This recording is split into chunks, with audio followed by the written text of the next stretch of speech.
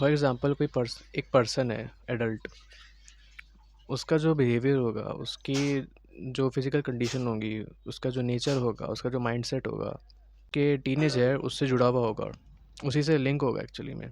अगर कोई इंसान फिज़िकली मेंटली वीक है, उसकी मेंटल स्टेट सही नहीं है, उसको बहुत ट्रस्ट इश्यूज़ हैं, उसको कोई भी दिक्कत है उसके एडल्टहुड में या उसके 20s में, so there is a high chance कि उसके टीनेज के अंदर भी उसके साथ कुछ गलत हुआ है, उसने मे बी उसका टीनेज अच्छा नहीं बीता है, इसलिए उसका एडल्टहुड अच्छा नहीं गया। और वही एक बंदा है जो फिज़िकली फ़िट है, मेंटली फ़िट है, उसका नेचर अच्छा है, उसका बिहेवियर अच्छा है लोगों से, तो उसका जो टीनेज है वो एक्चुअली में अच्छा बीता होगा, तभी वो अपने एडल्टहुड में आके या फिर अपने 20s में आके इतना सोशली एक्टिव है, लोगों से अच्छे से बात कर लेता है, फिज़िकली अच्छा है, मेंटली स्टेबल है, हार्ड वर्किंग है।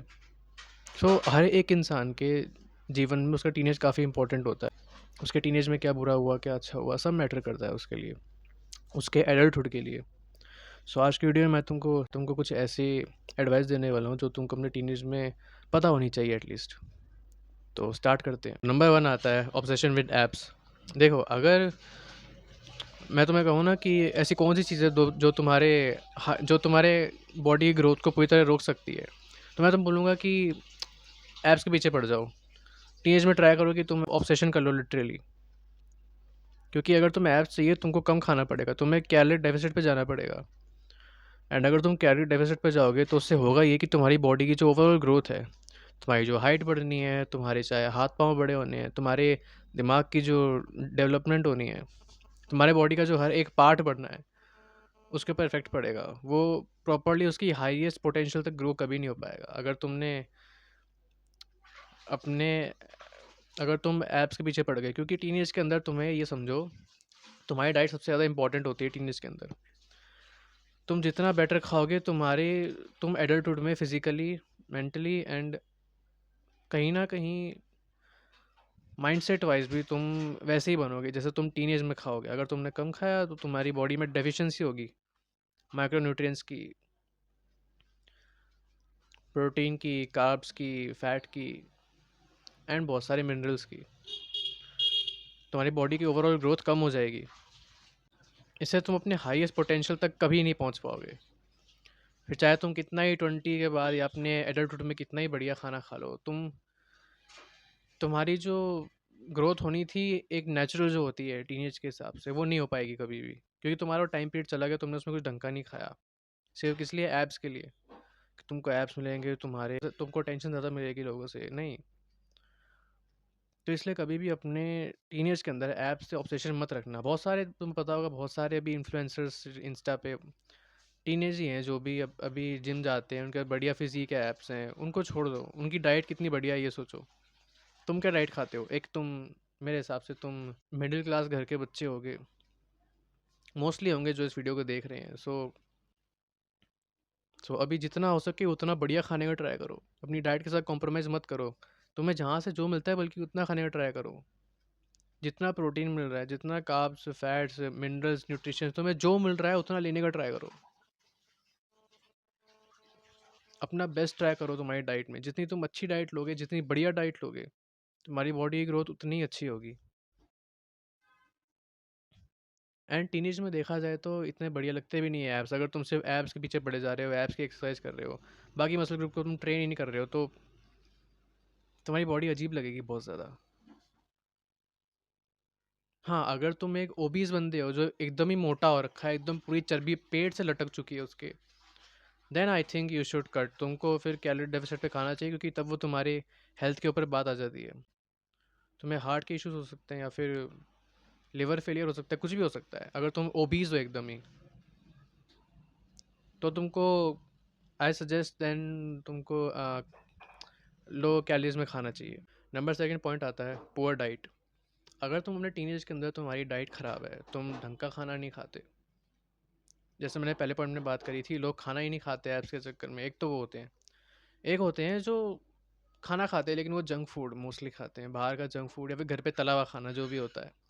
अगेन बात वही आती है कि अगर तुम अपनी बॉडी को ढंग के न्यूट्रिशन नहीं दोगे, प्रोटीन, कार्ब्स, फैट्स, जो भी तुम्हारी बॉडी को ज़रूरत है, अगर तुम नहीं दोगे उनको, तो वो ग्रो नहीं करेगी। एंड अगर वो ग्रो नहीं करेगी, तो तुम्हारी बॉडी में कमी आएंगी। तुम्हारे बॉडी के पार्ट्स, बॉडी के ऑर्गन्स, तुम्हारी हड्डियाँ सब ग्रो नहीं होंगे। तुम खुद कंपैरिजन कर लेना, किसी ऐसे बच्चे को देख लेना जिसने टीनेज में कुछ भी नहीं खाया, खाने में परहेज़ किया या फिर कुछ खाता नहीं था, या फिर जंक फूड खाता था, सिर्फ तला हुआ खाता था। उसने कभी भी अपनी डाइट पे ध्यान नहीं दिया कि मुझे क्या खाना चाहिए, क्या नहीं खाना चाहिए। तुम खुद नोटिस करोगे कि वो अपने 20s के बाद या अपने एडल्टहुड में आने के बाद काफ़ी वीक होगा। उसकी बोन्स, उसकी मसल स्ट्रेंथ, उसकी मसल एंड्योरेंस, उसका मे बी ब्रेन फंक्शन तक कमज़ोर हो। इतना इफेक्ट पड़ता है तुम्हारी डाइट का तुम्हारे टीनेज में, तुम्हारे पूरे टीनेज में। तो इसलिए अपनी डाइट के साथ कभी कॉम्प्रोमाइज़ मत करना। ट्राई करना जहाँ से जितना हो सके उतना खाना, और जंक फूड को ट्राई करना कि मोस्टली अवॉइड ही करना। अभी बहुत ट्रेंड चल रहा है जंक फूड खाने का, बाहर के पिज़्ज़ा, बर्गर, ईटीसी, पता नहीं। जंक फूड को ट्राई करना कि मोस्टली अवॉइड ही करना। अभी बहुत ट्रेंड चल रहा है जंक फूड खाने का, बाहर के पिज़्ज़ा, बर्गर, ईटीसी, पता नहीं। तो इसकी रिस्पॉन्सिबिलिटी तुम्हारी है कि तुम्हें क्या डाइट लेनी है, कैसे लेनी है। नंबर 3 पॉइंट आता है तुम्हारा माउथ ब्रीथिंग। मैंने ना जाने कितने सारे ऐसे बच्चे देखे हैं जो कि मुंह से सांस लेते हैं, एंड वो ऑलरेडी अगली हैं, एंड आने वाले 20s में ना जाने और कितने हो जाएंगे। क्योंकि देखो, माउथ ब्रीदिंग एक ऐसी चीज़ है, अगर मुझे किसी बंदे को मान लो उसको बदसूरत बनाना हो, ठीक है, मैं उसको सिंपल एक चीज़ बोल सकता हूँ कि भाई तू मुंह से सांस लेना स्टार्ट कर दे, तेरा फेस काफ़ी टाइम में सुंदर हो जाएगा। जबकि होगा उसका उल्टा, उसका फेस और बदसूरत हो जाएगा। वो अपने टीनेज पार करते ही एक ऐसी स्टेट पे पहुंच जाएगा जहाँ से उसका फेस अब चेंज नहीं हो सकता। अब देखो, माउथ ब्रीदिंग से होता ये है कि जब तुम मुंह खोलते हो, तुम्हारे फेस का जो स्ट्रक्चर है पूरा वो चेंज होने लगता है धीरे धीरे। तुम्हारी जो ये जॉ है तुम्हारी जो जॉ है ये नीचे की ओर आने लगती है और पीछे की ओर रेसेस होने लगती है। एंड इसलिए लोग कितने सारे ऐसे अगली बन जाते हैं। तुम कितने ऐसे छोटे बच्चों को देखोगे जो कि बचपन में बहुत सुंदर थे, पर उन्होंने कहीं ना कहीं गलती करके माउथ ब्रीदिंग स्टार्ट कर दी, मुंह से सांस लेना, एंड उनका फेस हद से हद 3-4 साल में बिगड़ गया, ख़राब हो गया, डिस्ट्रॉय हो गया। सो तुम इसलिए ध्यान रखना कि अपने टीनेज में माउथ ब्रीदिंग मत करना। एंड अगर तुम्हें कोई करता हुआ दिखता है बच्चा छोटा टीनेज में कि जो जो माउथ ब्रीदिंग मत करना। एंड अगर तुम्हें कोई करता हुआ दिखता है बच्चा छोटा टीनेज में सांस ले रहा हो, टोकना उसको टोकना अच्छे से कि मुंह से सांस मत ले, क्योंकि ये तुम्हारे ओवरऑल फेस के स्ट्रक्चर के लिए ज़रूरी है, तुम्हारे ओवरऑल स्केलेटन के लिए ज़रूरी है। एंड ये सिर्फ फेस की बात नहीं, लुक्स की बात नहीं है।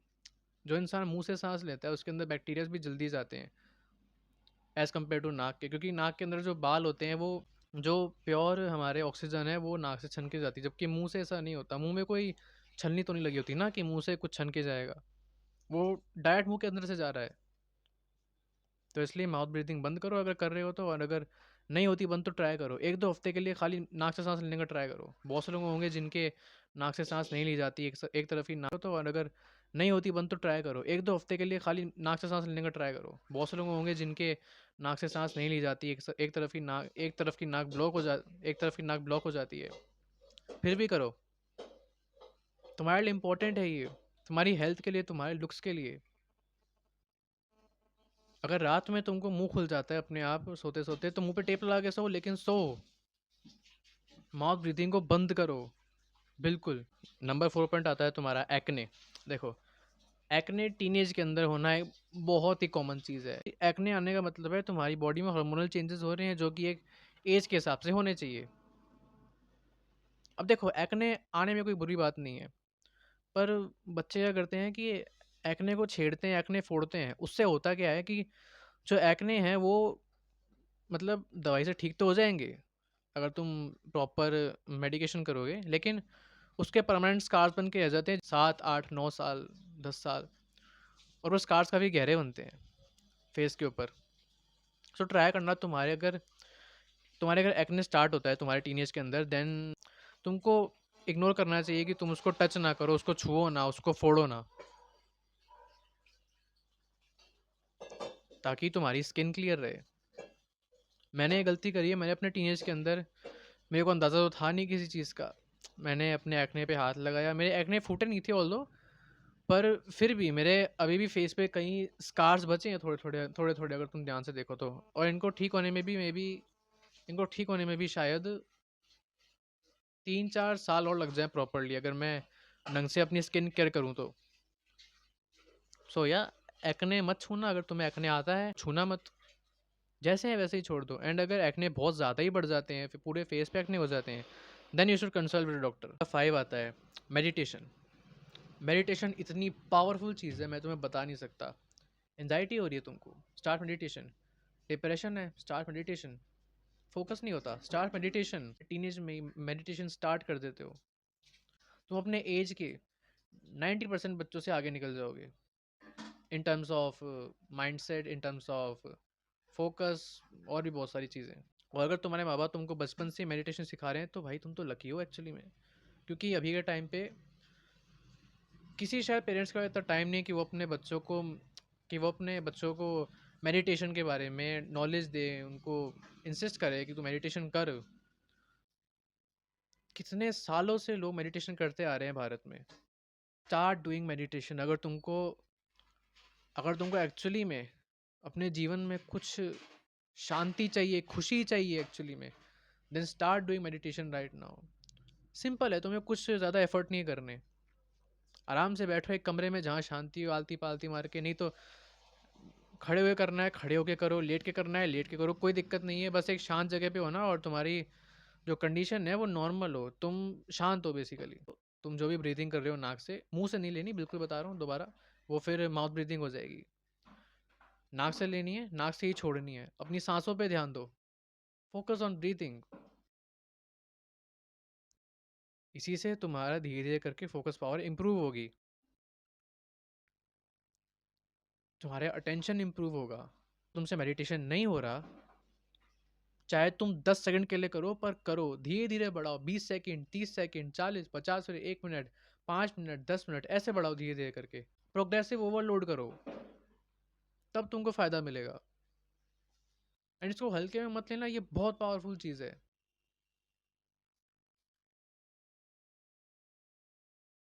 जिस बंदे को बहुत ज़्यादा स्ट्रेस होता है ना किसी भी काम को लेकर, चाहे वो उसकी स्टडीज़ हो, चाहे वो कोई जॉब करता हो, कुछ भी करता हो, उसको तुम 6 महीने के लिए मेडिटेशन करवा दो, उसका सारा स्ट्रेस कम हो जाएगा। मैं लिख के दे रहा हूँ, इतनी पावरफुल चीज़ है ये। नंबर 6 चीज़ आती है तुम्हारा फ्रेंड सर्कल। देखो टीनेज टाइम ऐसा होता है ना जिसमें तुम्हें फ़र्क नहीं पड़ता कि अगला इंसान कैसा है, क्या करता है, कितने गलत काम करता है या कुछ भी हो। तुम्हें सिर्फ फ़र्क पड़ता है कि वो ये मेरा दोस्त बन जाए। तुम्हें सिर्फ दोस्त की तलाश होती है बेसिकली। तो तुम क्या करते हो, तुम किसी भी इंसान से दोस्ती कर लेते हो, चाहे तुम उसके नेचर नहीं देखते वो कैसा है, क्या मतलब क्या करता है, कहाँ रहता है, किससे क्या करता है, मतलब तुम्हें उससे कोई फ़र्क नहीं पड़ता, उसके उसके किसी भी बिहेवियर से तुम उससे दोस्ती करना चाहते हो। क्योंकि टीनेज में इतनी नॉलेज होती है नहीं, कोई समझ नहीं होती कि कैसा इंसान सही है, किसके साथ मतलब ये इंसान कैसा है, इसका नेचर कैसा है, इसका बिहेवियर कैसा है। अगर वो अच्छे से बात कर रहा है, तुम भी अच्छे से बात करते हो, तुम दोस्त बन जाते हो दोनों। लेकिन तुमको समझना पड़ेगा कि तुम्हारे टीनेज के अंदर तुम जिन 5 लोगों के साथ अपना टाइम स्पेंड करते हो, उन्हीं 5 लोगों की तरह तुम भी बनते हो। अगर तुम्हारे फ्रेंड सर्कल में 5 लोग हैं, और अगर वो बहुत ज़्यादा हार्ड वर्किंग है, अच्छे से पढ़ाई करते हैं, स्पोर्ट्स खेलते हैं, अपने आप का ध्यान रखते हैं, अपनी ग्रूमिंग का ध्यान रखते हैं, एंड नेचर के अच्छे हैं, तुम भी वैसे बनोगे। बिलीव मी और नॉट, तुम भी इनको देख के इन्फ्लुएंस होगे कि यार मैं भी इसके जैसा करूँ, मुझे भी ऐसा बनना है, मुझे भी इसकी तरह वर्कआउट करना है, मुझे भी पढ़ाई करनी है। एंड अगर वही तुम किसी ऐसे 5 लोगों के साथ रहोगे जो कि दारू सिगरेट नशा करते हैं, लड़कियों की बातें करते हैं, बकचोदी पेलते हैं, सीधी सी बात कहूँ तो तुम भी उनके जैसे बन जाओगे। इन्फ्लुएंस का असर पड़ता है भाई, समझो। जितना ज़्यादा टाइम तुम उन लोगों के साथ बिताओगे, तुम उतने ही वैसे उनके जैसे बनते जाओगे। तो तुम्हें ध्यान रखना है कि तुम अपने अगर टीनेज में हो, तो जितना हो सके उतना ज़्यादा जो ऐसे बुरे बच्चे होते हैं, दूसरों को बुली करने वाले, जिनका कोई कोई एम नहीं होता, कोई कुछ प्लान नहीं होता फ्यूचर का, कुछ नहीं होता, सिर्फ उनको बकचोदी मारनी आती है। बकचोदी भी बकचोदी भी ठीक है, एक लेवल तक होनी चाहिए, मैं मना नहीं कर रहा, लेकिन जो पूरे टाइम बकचोदी करते हैं छोड़, और उनको छोड़ के जो तुम्हारे चाहे क्लासमेट है, कोई भी है, जो हार्ड वर्किंग है, जो तुम्हें पुश करते हैं तुम्हारे बेस्ट तक जाने के लिए, तुम्हें तुम्हारे हाईएस्ट पोटेंशियल तक पहुंचने के लिए तुम्हें पुश करते हैं, उनके साथ रहो जितना हो सके। एंड अगर ऐसे लोग तुम्हारे आसपास नहीं है तो इट्स बेटर कि तुम अकेले ही रहो, फिर तो अकेले ग्राइंड करो। सो यार, आज की वीडियो में सिर्फ इतना ही था। आई होप तुमको वीडियो पसंद आई होगी। अगर तुम्हारा कोई छोटा टीनेजर दोस्त है, कोई भाई बहन है टीनेज में, तुम्हारे कोई कज़न है टीनेज में है, जो भी, उसको ये वीडियो ज़रूर सेंड करना, ताकि उसकी भी कुछ लाइफ में वैल्यू ऐड हो। तो मिलते हैं नेक्स्ट वीडियो में, तब तक के लिए bye and don't ever give up.